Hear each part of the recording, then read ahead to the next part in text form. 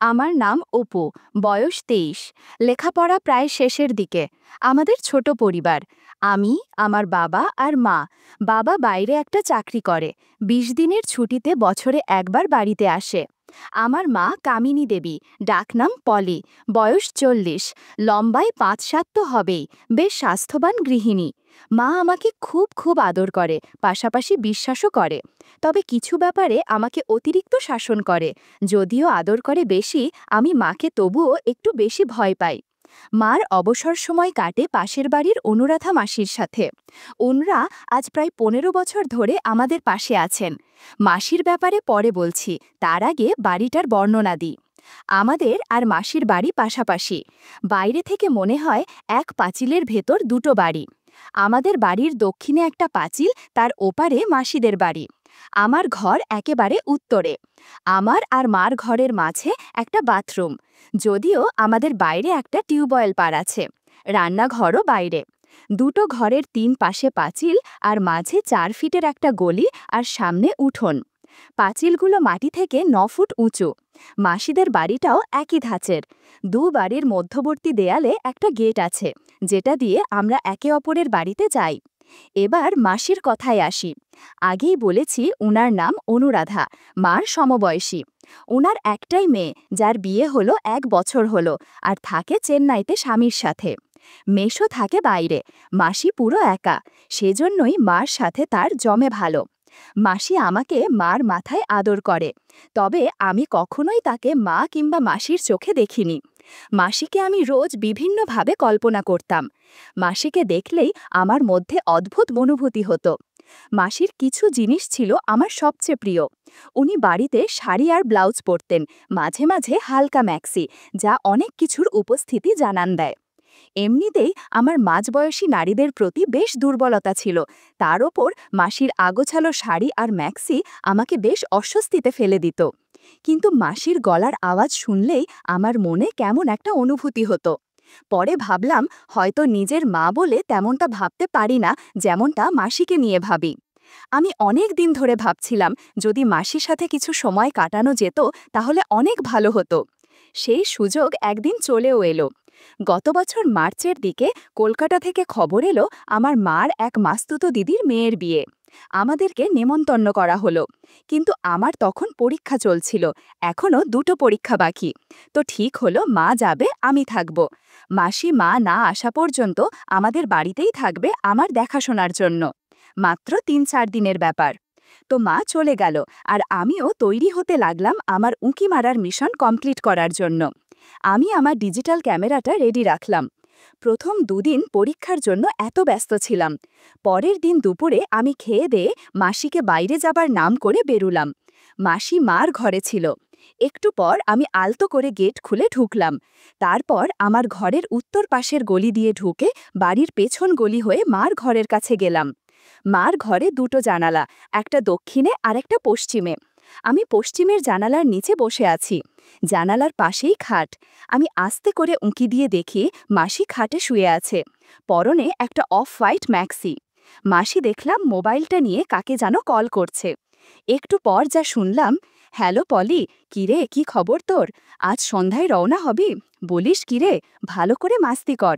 আর হ্যাঁ শোন, কাল আসার পথে একটা অলিভ অয়েলের কৌটো আর ৬-৭ প্যাকেট বেলুন নিয়ে আসিস। তোর দাদা বিদেশ থেকে একটা জিনিস পাঠিয়েছে রে। আমার আর কি খবর বল? তুই নেই, আর যার কারণে কিছুই ভালো লাগছে না। তাড়াতাড়ি আসিস। ওকে, বাই। মাসির এ কথা শুনে আমি আর কি উঁকি মারব, আমার মাথা বন বন করে ঘুরতে লাগলো। আমি এমন একটা নিরাপদ জায়গা খুঁজতে লাগলাম, যেখান থেকে খুব নিরাপদে মার ঘরের ভেতরে দেখা যাবে। ভাবতে ভাবতে পেয়েও গেলাম। বাথরুমের ওপর ৩ ফিট বাই ৬ ফিটের খালি জায়গা আছে। ওখানে উঠে হার্ডবোর্ড টেনে দিলে বাহির থেকে কেউ বুঝতেই পারবে না আমি এর ভেতর আছি। আর ভেন্টিলেটর দিয়ে মার ঘরটাও পুরো দেখতে পারবো। পশ্চিমে আরেকটা ভেন্টিলেটর আছে, যেটা দিয়ে হালকা বাতাস পাওয়া যাবে, তবে গরমে বেশ কষ্ট করতে হবে। তা যাই হোক, অন্তত আসল ঘটনাটা তো জানতে হবে। আমি এবার তৈরি হতে লাগলাম। মা আসুক, তারপর দেখি কি করা যায়। আর যদি বেশি রিস্কি হয় ব্যাপারটা, তাহলে গলির ওখান দিয়ে জানালা দিয়ে দেখতে হবে। আমি প্রস্তুত হতে লাগলাম। মা আগের দিন সন্ধ্যায় রওনা দিলেও পৌঁছালো আজ দুপুরে। বাড়িতে ঢুকে আমাকে দেখে একটা হাসি দিল। তবে সেই হাসি দেখেই বুঝতে পারলাম যে মা অনেক ক্লান্ত। মা তার ঘরে ঢুকল, আমিও পেছন পেছন গেলাম। মা হ্যান্ডব্যাগটা বিছানায় রেখে চুলের বাঁধন ছাড়তে ছাড়তে আমার টুকটাক খবরাখবর নিল। তারপর আমাকে বলল যে একটু মাসির সাথে দেখা করবে। এই বলে মাসির বাড়ির দিকে চলে গেল। আমি দৌড়ে গিয়ে বারান্দার দরজাটা লাগিয়ে মার ঘরে এসে হ্যান্ডব্যাগটা খুললাম। দেখলাম একটা ক্রিম আর 6 প্যাকেট বেলুন আর মার দরকারি কিছু জিনিস। এবার পাশের চেনটা খুলতে আমি অবাক হয়ে গেলাম। মার কালো রঙের ছোট পোশাক হ্যান্ডব্যাগে। আমার মাকে আমি আজ পর্যন্ত কখনো এটা না পরা অবস্থায় দেখিনি। আর উনি কিনা কলকাতা থেকে এসেছেন না পরে। আমার মাথায় আরেকটা প্রশ্নও জাগল, বাসে যেখানে 4 ঘন্টা লাগে সেখানে এত দেরি হলো কেন? আমি ঠিক করলাম কোনো প্রশ্নও নয়, শুধু আড়াল থেকে দেখে যাব। আমি মার ব্যাগটা আগের মতো রেখে চলে এলাম। দুপুরে খেয়ে দিয়ে মা ঘুম দিল। আমার মার ঘুম খুবই গাঢ়, তাই আমি এই ফাঁকে আমার কাজ এগিয়ে নিতে চাইলাম। বাবার একটা পুরানো লুঙ্গি নিলাম, ভিডিও রেকর্ডারের ব্যাটারি চার্জ করলাম আর একটা খালি বোতল জোগাড় করলাম। বিকেলে মা ঘুম থেকে উঠলে আমি মাকে বললাম যে আজ রাতে খেলা আছে। আমি আমার এক বন্ধুর বাড়িতে সবাই মিলে খেলা দেখব, তাই রাতে বাড়ি ফিরতে দেরি হবে। মা জিজ্ঞেস করল কত দেরি হবে। যেই আমি বললাম রাত 3টে কি 3:30, অমনি মার মুখটা খুশিতে উজ্জ্বল হয়ে উঠল। মা হেসে বলল ঠিক আছে। তারপর মাসির বাড়িতে গেল আর আমাকে বলল যাওয়ার আগে আমি যেন তালা লাগিয়ে যাই। আমি মাথা নেড়ে সাই দিলাম। কিছুক্ষণ পর আমিও বেরুলাম, তবে ডুপ্লিকেট চাবি সাথে নিয়ে। কিছুক্ষণ পর আমি ফিরে আসলাম। এবার আমি আমার আস্তানা সাজাতে লাগলাম। বাথরুমের দরজার সামনে একটা স্টুল রেখে ওটার ওপর দাঁড়িয়ে হার্ডবোর্ডটা সরিয়ে দিলাম। এরপর বাবার পুরানো লুঙ্গিটা, 1 বোতল জল, একটা খালি বোতল ওপরে তুলে নিলাম। তারপর আমিও উঠলাম, লুঙ্গিটা বিছিয়ে দিলাম। দেখলাম ভেন্টিলেটর দিয়ে মার ঘরটা পুরো দেখা যাচ্ছে আর খাটটা একদম ফেস টু ফেস পজিশনে। এবার আমি নেমে এলাম। আমার ঘরে একটা দরজা আছে যেটা দিয়ে উত্তর দিকে বেরোয়া যায়। দরজাটা এতদিন ভেতর থেকে তালা মারা ছিল। আজ দরজাটা কাজে লাগাবো ভেবে আমি ভেতর থেকে তালাটা খুললাম আর বাইরে দিয়ে লাগিয়ে দিলাম। আমার কাজ মোটামুটি শেষ। আমি এবার বেরোলাম। রাত 9টার দিকে মা ফোন করতে আমি বাড়ি এসে খেয়ে নিলাম। মা বলল, শোন, তোর মাসি আজ আমার সাথে থাকবে। তুই এসে দরজায় টোকা দিবি না, আগে আমাকে ফোন করবি, নইলে তোর মাসির ঘুমের ডিস্টার্ব হবে, বুঝেছিস? আমি হ্যাঁ মা। আমি বেরুলাম। মা মাসির বাড়িতে ঢুকতে আমি আমার ঘরের ভিতরের দরজা দিয়ে ঢুকে ভিডিও রেকর্ডারটা নিয়ে ঘর থেকে বেরুলাম। চাবিটা নিয়েছে কিনা দেখে নিয়ে আমি আমার ঘরে তালা মেরে স্টুলে দাঁড়িয়ে বাথরুমের ওপরে উঠে হার্ডবোর্ড টেনে দিলাম। ওফ, হাফ ছেড়ে বাঁচলাম যেন। এখন একটু আরাম লাগছে। তাছাড়া অন্য ভেন্টিলেটর দিয়ে বেশ বাতাস আসছে। আজ বোধহয় বৃষ্টি হবে। কিন্তু মা এখনো আসছেন না কেন? 10টা বাজে প্রায়। এমন সময় আকাশে বিদ্যুৎ চমকাতে লাগলো। ভেন্টিলেটর দিয়ে বেশ বাতাস আসছে। যাক, ভালোই হলো, গরমে কষ্ট করতে হবে না। তবে এসব যখন ভাবছি তখনই গেট খোলার আওয়াজ পেলাম।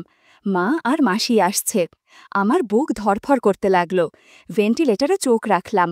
দরজা খুলে প্রথমে মা, তারপর মাসি ঢুকল। মা বলল, হারে চল আগে ফ্রেশ হয়ে আসি। ঠিকই বলেছিস রে, চল। মা আর মাসির মুখে এসব শুনে আমার নিঃশ্বাস বন্ধ হবার জোগাড় হলো। দুজন একসাথে বাথরুমে ঢুকল। প্রায় মিনিট 5 পর দুজন বেরুলো এবং ঘরে ঢুকে দরজা লাগিয়ে দিল। মা আর মাসি ঘরে ঢুকে দুজন দুপাশের জানালাটা লাগিয়ে দিল। বাইরে বৃষ্টি হচ্ছে খুব। মা বিছানা থেকে চাদরটা নামিয়ে একটা পুরানো চাদর বিছিয়ে দিল। তবে এবার যা ঘটল তাতে আমার টেনশন হতে লাগলো, যেন মনে হলো আমি মারা যাব। মাসি বিছানায় বসতে যাতে এমন সময় মা বলল, হ্যাঁ রে, দেখ তো বারান্দার গেটে তালা লাগিয়েছি কিনা। মাসি বাইরে গেল। আমার রক্তও চলাচল বেড়ে গেল, কারণ এত দিন যেটার অপেক্ষায় ছিলাম সেটা আজ দেখতে চলেছি। মাসি আবার ফিরে এলো ঘরে। হ্যাঁ রে, লাগানো আছে। এটা বলেই চুড়িটা ছেড়ে দিল। মা এতক্ষণ কি যেন করছিল, পেছন থেকে আমি ঠিক দেখতে পারছিলাম না। এবার ঘুরে দাঁড়াতেই বুঝলাম কপালে বিরাট একটা সিঁদুরির টিপ ও নাকে একটা নাকচাবি লাগিয়েছে। ওটা দেখে মাসি বলল, কিরে, আজ বোধহয় একটু বেশি সেজেছিস, ব্যাপারটা কি শুনি। বিছানায় যা আগে, তারপর বুঝবি ব্যাপারটা কি। আজ অপু বাড়িতে নেই। সবে বাজে 10টা, এখনো হাতে 5.5 ঘন্টা বাকি। এত তাড়া কিসের? আজ বেশ আনন্দ করব, বুঝলি? এরপর মা আর মাসি আপত্তিকর অবস্থায় বসে বলতে শুরু করলো, তবে শোন, তুই তো জানিস আমার যে দিদির মেয়ের বিয়ে হলো, ওনার একটাই ছেলে একটাই মেয়ে। তো মেয়ে এতদিন মুম্বাই ছিল, বিয়ের জন্য কলকাতায় এসেছে, আর ছেলেটা কলকাতায় থাকে। এই ধর অপুর বয়সী, ওনাদের বিরাট বাড়ি, বেশ পয়সাওয়ালা, বুঝলি? আমকে তো বিয়ের অনুষ্ঠানে সব পোশাক ওনারাই দিয়েছেন। এবার আসি আসল ঘটনায়। আমি যেদিন গেলাম তখনও তেমন আত্মীয় এসে পৌঁছায়নি। দিদি তো খুব খুশি, ওর ছেলেটা মানে জয় আমাকে দেখে আরও খুশি। ছেলেটার গড়ন ঠিক আমাদের অপুর মতন। ওখানে থাকতে গিয়ে একটা ব্যাপার খেয়াল করলাম, জয় প্রায় সারাক্ষণ আমার আশেপাশেই ঘুরঘুর করে। আমি অতটা গুরুত্বের সাথে দেখিনি ব্যাপারটা। তো এভাবেই চলছিল। ঠিক ওই দিন সন্ধ্যা হতে অন্য আত্মীয়রা আসতে শুরু করলো। দিদির যা ছিল দুজন, তোকে কি বলবো, দুজনই খুব সুন্দরী। পোশাক আশাক দেখে মনে হয় অন্যরকম মনে হয়। মাসি বলল, কেন রে? মা বলল, আর বলিস নে, শাড়ি ব্লাউজ হালকা পরেছিল। এসেই দেখলাম দুজন জয়কে নিয়ে কোথায় যেন গেল। পরে জানতে পারি জয়ের সাথে ওরা তখন কাজ করছিল। বন্ধুরা, কি কাজ তা তোমরা নিশ্চয়ই বুঝতে পেরেছ। মাসি বলল, কি বলিস তুই? মা বলল, তবে আর বলছি কি, ওটা পরে বলবো। এবার শোন ঘটনা। বিয়ের দিন দিদি আমাকে নিজে সাজিয়ে দেয়। আমি একটা কালো শাড়ি পরি। দিদি আমাকে একটা নোজ রিংও পরিয়ে দিল। পরে দেখলাম বাকি সব মহিলারাও এরকম সাজ সেজেছে। তবে আমি এর আগে এতটা সাজ দিইনি বলেই হয়তো আমার একটু অস্বস্তি লাগছিল। তাছাড়া অনেকেই আমার দিকে আর চোখে দেখছিল, এমনকি মহিলারাও তাকাচ্ছিল। এক সময় আমি মানিয়ে নিলাম। হঠাৎ দিদি এসে বলল, পলি, দেখ তো জয় কোথায়? ওকে পেলে বলবি আমি ডাকছি। আমি জয়কে খুঁজতে লাগলাম সারা বাড়ি, কোথাও না পেয়ে গেলাম ছাদে। ওকে যেই ডাকবো তখনই খেয়াল করলাম ও ফোনে কার সাথে যেন কথা বলছে। আমি ভাবলাম কথা শেষ হলেই ডাক দেব, তাই দাঁড়িয়ে রইলাম। হঠাৎ শুনি ও বলছে, হ্যাঁ রে, সুন্দরী মহিলাটা কে? মার কেমন এক বোন হয়, আজ কালো শাড়ি পরে সেজে গুজে ঘুরে বেড়াচ্ছে। অন্য মহিলাদের থেকে বেশি সুন্দরী লাগছিল। আজ দুদিন ধরে পর্যবেক্ষণ করে যাচ্ছি, দেখা যাক কি হয়। বাই। এটুকু শুনে আমি বুঝে ফেললাম ও আমার কথা বলছে। আমি এমন একটা ভাব করলাম যেন এইমাত্র এসেছি। জয়, তোকে দিদি ডাকছে। জয় কিছু না বলে আমার দিকে একবার তাকিয়ে চলে গেল। আমি একলা ছাদে দাঁড়িয়ে ওর কথাগুলো ভাবতে লাগলাম। তবে কি আমার সাথে কাজ করতে চায়? পাশাপাশি এও ভাবতে লাগলাম, স্বামী থাকে অনেক দূরে, বছরে কটা দিন সময় দেয়। যা আমার কপালে জোটে তাও সেটা আমার জন্য যথেষ্ট নয়। অনেকেই তো অনেক কিছু করে, তাহলে আমাকে যদি কেউ কাছে চায় তো আমি কেন সাড়া দেব না? এটা চিন্তা করেই আমি সিদ্ধান্ত নিলাম যে জয়কে দিয়ে কাজ করামো। যেই ভাবা সেই কাজ। সেদিন পুরোটা সময় আমি জয়কে ইশারা দিচ্ছিলাম। পরদিন আমি বাড়ির উদ্দেশ্যে রওনা হব। দিদি কিছুতেই আমাকে একা ছাড়বে না, তাই বলল যে জয় আমার সাথে যাবে। তো এটা শুনে আমি একটু খুশি হলাম। একটা সিল্কের হলুদ শাড়ি পরলাম, যাতে জয়কে দেখাতে পারি। আমরা শেষ বিকেলে বের হলাম। বাস স্টপে গিয়ে জয় টিকিট নিল।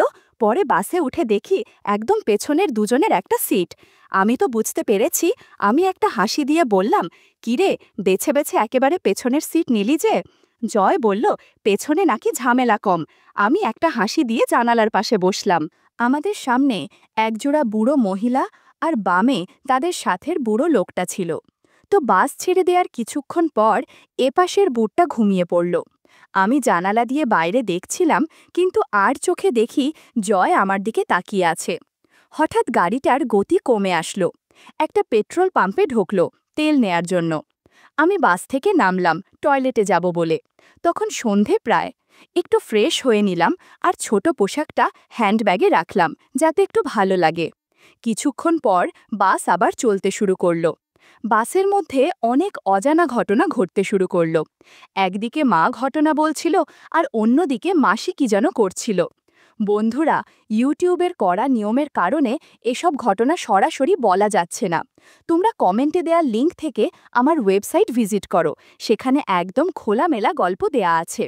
সমস্ত ঘটনা দেখে প্রায় ৩০ মিনিট পর আমি নেমে আমার ঘর দিয়ে বেরিয়ে মাকে ফোন করলাম যে আসছি গেট খুলতে। আমি এমন একটা ভাব করলাম যেন ঘুমে কাতর। মা গেট খুলে দিতেই আমি সোজা আমার ঘরে গিয়ে শুষে পড়লাম। পরদিন আমি একটু দেরি করে ঘুম থেকে উঠলাম। উঠে ফ্রেশ হয়ে রান্নাঘরে গেলাম। দেখি মা রান্না করছে। মা আমাকে দেখে একটা হাসি দিয়ে জিজ্ঞেস করল, কি খাবো? আমার কেন জানি কিছু খেতে ইচ্ছে করছিল না। ভাবলাম একেবারে দুপুরে খেয়ে নেব। মাকে বলতে মাও কিছু বলল না। মাসির কথা জিজ্ঞেস করতেই মা বলল, মাসি তার মেয়ের কাছে যাওয়ার জন্য সকালে বেরিয়ে গেছে। এভাবে সাদামাটাভাবে কেটে গেল পরের 4টে দিন। আমি এর মধ্যে প্রতিদিন রাতে মা আর মাসির ঘটনা স্মরণ করতাম। তবে মা যে বেশ কষ্টে আছে তা বোঝা যাচ্ছে। আগে মাসি থাকায় সময়টা বেশ কেটে যেত। এখন মার রাতগুলো কোনোভাবে কেটে যায়। মাসি যাওয়ার ঠিক 6 দিনের মাথায় এক রবিবারে মা বেশ ছুটাছুটি করতে লাগল। রান্না বান্না নিয়ে সকাল হতে বেশ ব্যস্ত হয়ে পড়ল। আমি মাকে জিজ্ঞেস করলাম, এত আয়োজন কেন? মা জানল তার মাস্তুতো দিদি কদিন আগে যার মেয়ের বিয়েতে কলকাতা গেল উনি আসছেন। খবরটা শুনে আমার অদ্ভুত অনুভূতি হলো, কারণ এই মাসির খপ্পরে পড়ে আমার মা অন্য পথে চলে যাচ্ছে। তার উপর মা যেমন আনন্দিত হয়েছে তাতে মনে হচ্ছে কিছু একটা হবে।